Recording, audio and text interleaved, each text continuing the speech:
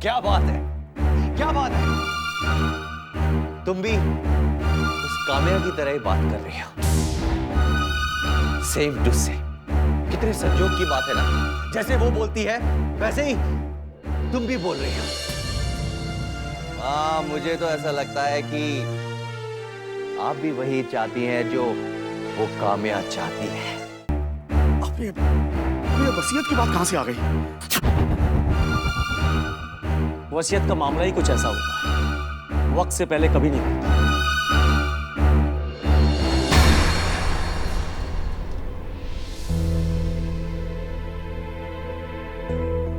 ये वसीयत है।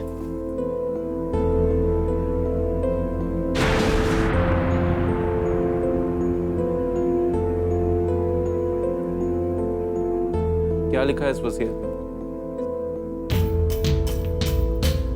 इस वसीयत में लिखा है कि उनकी जायदाद का हिस्सा 4 भागों में बंटेगा।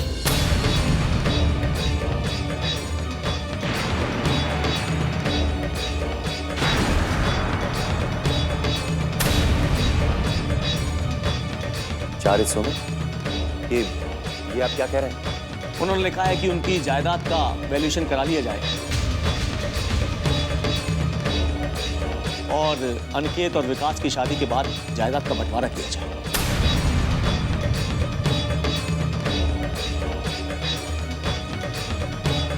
वकील साहब, आप तो बहुत अच्छी खबर लेकर आए हैं।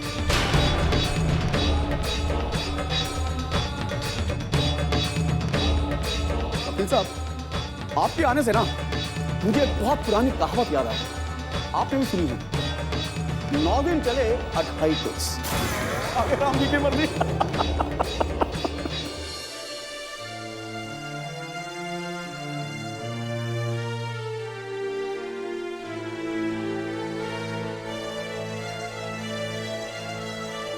माँ, पापा ने चुपके चुपके वसीयत भी कर दी और हमें भनक तक नहीं लगने दी। यही तो मैं सोच रही हूँ बेटा कि ये बात उन्होंने मुझसे भी छुपा कर रखी। आपसे क्यों छुपा कर रखेंगे? आपको सब कुछ पता था। मुझे तो ये लग रहा है कि आपने ये बात हमसे छुपा कर रखी। मैं सच कह रही हूँ बेटा, मुझे इस बात का गुमान तक नहीं था। मैं नहीं मानता, आपको सब कुछ पता था माँ। तभी तो जब काम्या ने हमारे जायदाद के मामले में दखल अंदाजी की, आपको बुरा नहीं लगा। यहां तक कि काम्या ने हमारी जायदाद पर अपने हक का दावा किया, अदालत में केस दायर किया, लेकिन आपको बुरा नहीं लगा। हाँ, मैंने तो ये भी देखा कि इस घटना से पहले आपके दिल में काम्या के लिए कोई जगह नहीं थी, लेकिन अब आपके दिल में काम्या के लिए बहुत इज्जत है। क्या जवाब है इसका? बताइए मुझे। क्यों क्यों? जवाब मैं देता हूं। मैं जवाब देता हूं आपको, क्योंकि आपको पापा के इस फैसले के बारे में पता था। आपको पता था उनकी वसीयत के बारे में। आप जानती थी कि पापा इस वसीयत को हम दोनों में नहीं, बल्कि श्वेता और काम्या में भी बांटना चाहते हैं। और आप उनकी पत्नी, उनका साथ देना तो आपका फर्ज था। वाह, क्या फर्ज निभाया आपने मां। मुझे ही अंधेरे में रखा। मैंने किसी को अंधेरे में नहीं रखा, मैं तो खुद अंधेरे में थी। अगर मुझे पहले से ही पता होता तो मैं बता देती, बात इतनी नहीं बिगड़ती। मां, जो लड़ाई हम काम्या से लड़ रहे हैं उसका क्या मतलब रह गया? क्या बचा? ना कोर्ट, ना अदालत, ना कोई मुकदमा होगा, ना फैसला। फैसला तो पापा खुद ही जाने से पहले करके चले गए।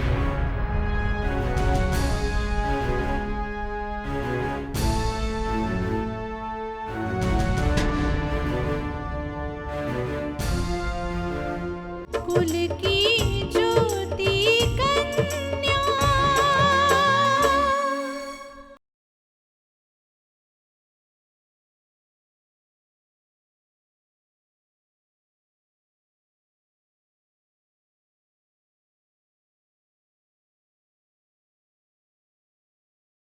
कुल की ज्योति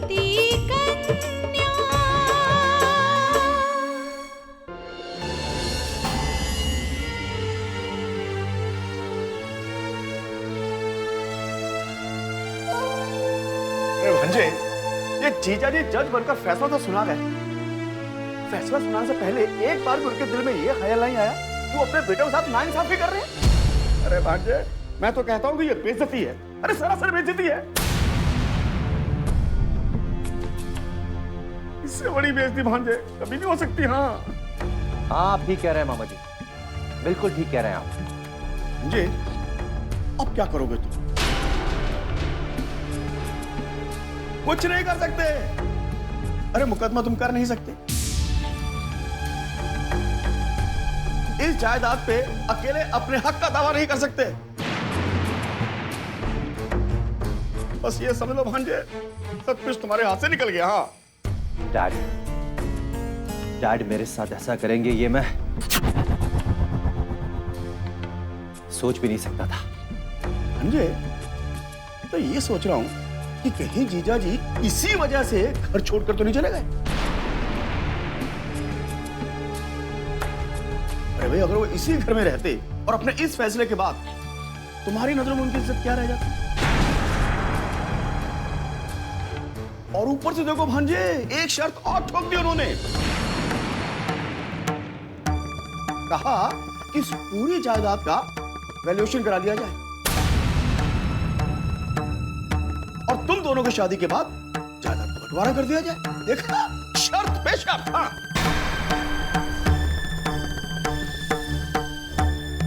भांजे, अब शादी तुम्हारी होगी नहीं। अरे भाई, काम्या ऐसा कहती है ना, वो कहती है कि वो किसी भी लड़की को तुम्हारे घर की बहू बनकर आने नहीं देगी बेटा। अब बेटा, अब शादी नहीं होगी तो बंटवारा भी नहीं होगा। बस करते रहो सालों साल इंतजार, और क्या। वाह वाह जीजा जी, वाह, क्या वसीयत बनाई आप। तुम्हारी हालत देखकर तो मुझे एक पुरानी कहावत याद आ गई, तुमने भी सुनी होगी। ना नौमन तेल होगा और ना राधा नाचेगी, आगे राम जी की मर्जी। हाँ बेटा।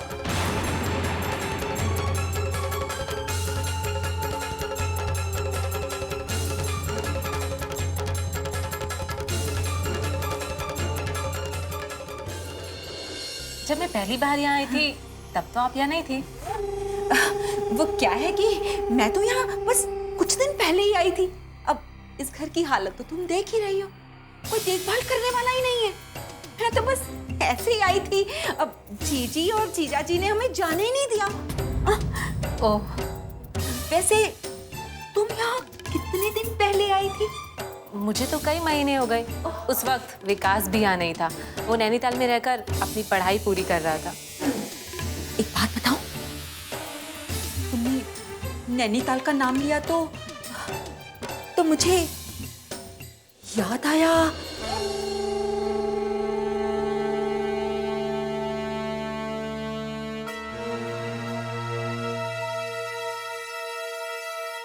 आप चुप क्यों हो गई हो? आप विकास के बारे में कुछ बता रही थी ना? क्या बताऊं बेटा, क्या बताऊं? अब घर की बात है, घर में ही रहे तो अच्छा है, लेकिन तुम तो इस घर में सबको जानती हो और कितनी बार इस घर में आ चुकी हो। तुमसे क्या छिपाना? हाँ वो तो है, लेकिन बात क्या है? वो अपना विकास नैनीताल में किसी लड़की से प्यार करता था और उसके प्यार में इतना पागल था कि उसके पीछे बार बार घर छोड़कर नैनीताल चला जाता था। अब क्या बताऊं तुम्हें बेटा, इस घर में उस लड़की के लिए क्या क्या नहीं हुआ। तृष्णा नाम था उसका। अब वो लड़की कहाँ है? वो लड़की तो गायब हो गई। लेकिन हमारा विकास अभी भी उसको तलाश रहा है, उसके पीछे पागल है वो। और हमारी जीजी तो बस ये सोचकर परेशान हुई जाती है कि कहीं विकास ने उसे ढूंढ लिया तो वो तो उससे शादी कर लेगा। हाँ, और घर की मान मर्यादा को दांव पर लगा देगा। इसीलिए जीजी चाहती है कि उसकी शादी हो जाए बस जल्दी से, ताकि हो सकता है कि उसके व्यवहार में कुछ फर्क पड़ जाए। लेकिन मैं सोचती हूँ कि भला ऐसी कौन सी लड़की होगी, ऐसी कौन सी लड़की के कर्म फूटे होंगे जो विकास से शादी करेगी।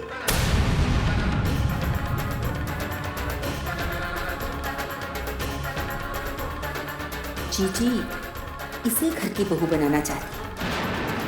अब मुझे इस लड़की को इस तरह भड़काना होगा कि खुद ब खुद शादी से इनकार कर दे। हाँ, कुल की ज्योति कन्या।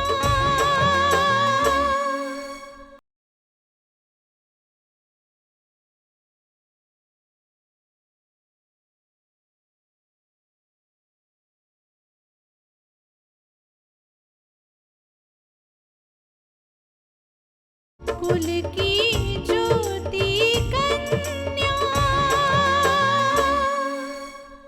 जब कभी किसी की वसीयत सामने आती है तो ऐसी शिकायत हो ही जाती है। घर का माहौल बदल जाता है। अब किसी ना किसी को तो शिकायत होगी, इसमें किया भी क्या जा सकता है। आप ठीक कहते हैं भाई साहब। दरअसल ये काम्या वही है जिसे इन्होंने अपनी वसीयत में हिस्सा देने की बात कही है। ये वही काम्या है जिसने अपने हिस्से के दावे के लिए मुकदमा दायर किया है। अभी मुकदमा शुरू भी नहीं हुआ। विकास और अनिकेत इसीलिए परेशान है कि वही बात वसीयत में लिखी हुई है। अब उस मुकदमे का क्या होगा? देखिए, इस वसीयत को तो नकारा नहीं जा सकता। काम्या और श्वेता को इस जायदाद में से हिस्सा देना पड़ेगा और इस वसीयत की एक कॉपी अदालत में पेश की जाएगी और वो मुकदमा वापस ले लिया जाएगा। भाई साहब, अब तो ये है नहीं, पर इनके सपने, इनकी ख्वाहिशें सब मुझे याद है।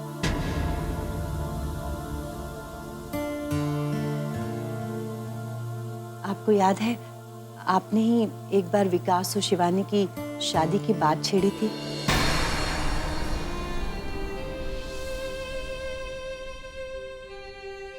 मैं सोचती हूँ कि इसके बारे में आगे बात की जाए।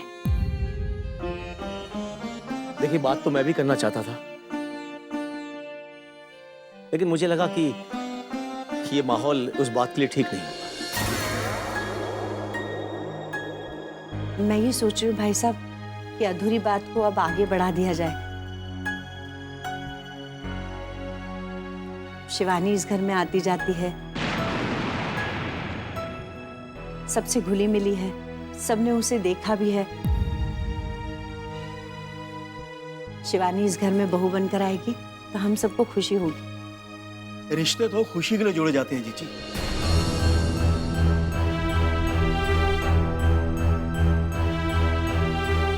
एक तरफ वसीयत की बात चल रही है, दूसरी तरफ जीजा जी घर छोड़कर जा चुके हैं और आप रिश्ते बनाने की बात कर रही हैं। कुंज, कभी कभी इस बात का ख्याल भी रखा करो। बिना मांगे सलाह दिए जाने वाले को अच्छा नहीं समझा जाता।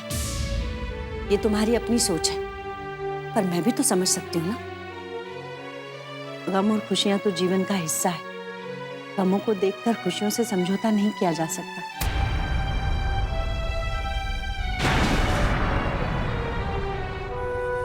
हमें बीते हुए कल को नहीं, अपने बच्चों के आने वाले भविष्य को देखना है।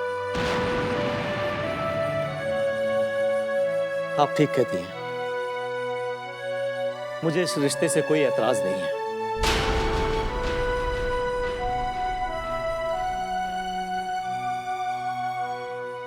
ये शादी कब होनी है, कैसे होनी है, इन सब का फैसला आप ले सकती हैं।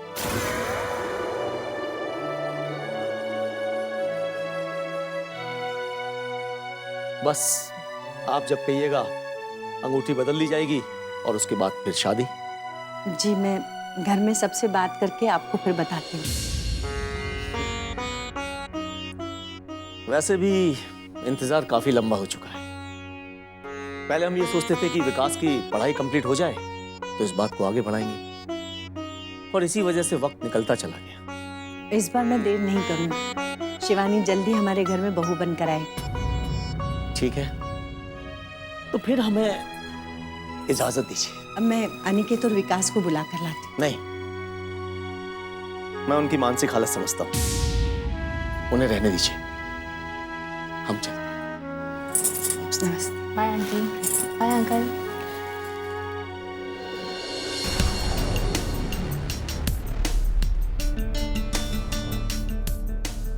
कमाल है, क्या करने आए थे और क्या करके जा रहे हैं, आगे राम जी की मर्जी।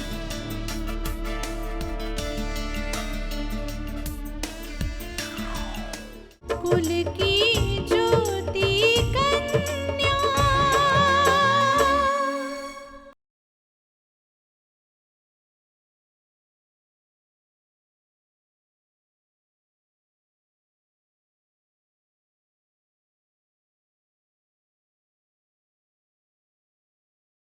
कुल की ज्योति कन्या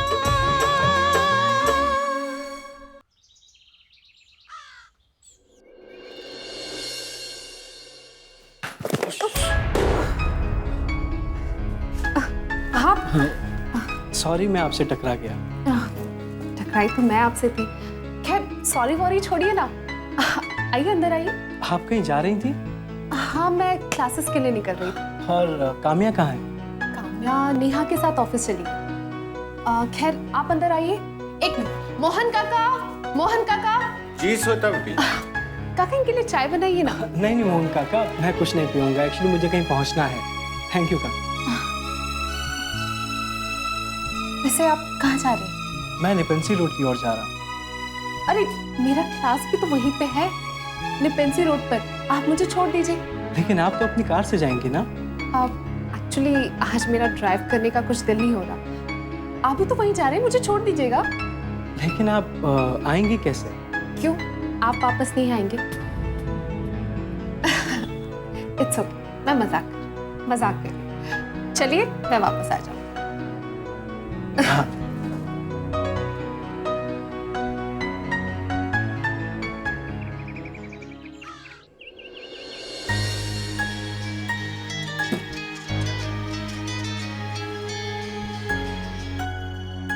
हेलो। काम्या, हाँ बोलो अनिकेत, किस लिए फोन किया? धमकियां देने के लिए या फिर कोई समझौता करने के लिए? तुम्हारे भाई विकास ने धमकियां देकर अपना फर्ज तो पूरा कर ही लिया। बोलो तुम्हारी क्या प्रॉब्लम है? प्रॉब्लम ये है काम्या कि पापा ने जाने से पहले वसीयत करके सारी प्रॉब्लम ही खत्म कर दी, और अब उनकी वसीयत को मानने से इनकार तो हम कर नहीं सकते। वसीयत? हाँ, वसीयत। अब क्या कहें? ये भी कह सकते हैं कि हमारे पापा ने खुद ही हमारे साथ धोखा कर दी। लेकिन जो भी है, मैं इतनी आसानी से मानने वाला नहीं हूं। अगर कोई पापा को मजबूर करके उनसे खत लिखवा सकता है,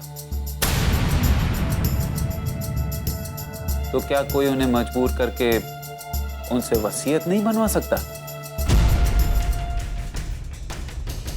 इसलिए मैं इतनी आसानी से इस वसीयत को मानने वाला नहीं। मैं इसकी जांच करवाऊंगा और सच्चाई तक पहुंचूंगा कि आखिर इसके पीछे सच्चाई है क्या। क्या लिखा है वसीयत में? और तुम इतने परेशान क्यों अनिकेत? वसीयत की कॉपी मैं तुम्हें भिजवा रहा हूं काम्या, खुद ही देख लो क्या लिखा है उसमें। हाँ, लेकिन इतनी जल्दी यकीन मत करना किसी बात पर, क्योंकि जांच की रिपोर्ट आना अभी बाकी है।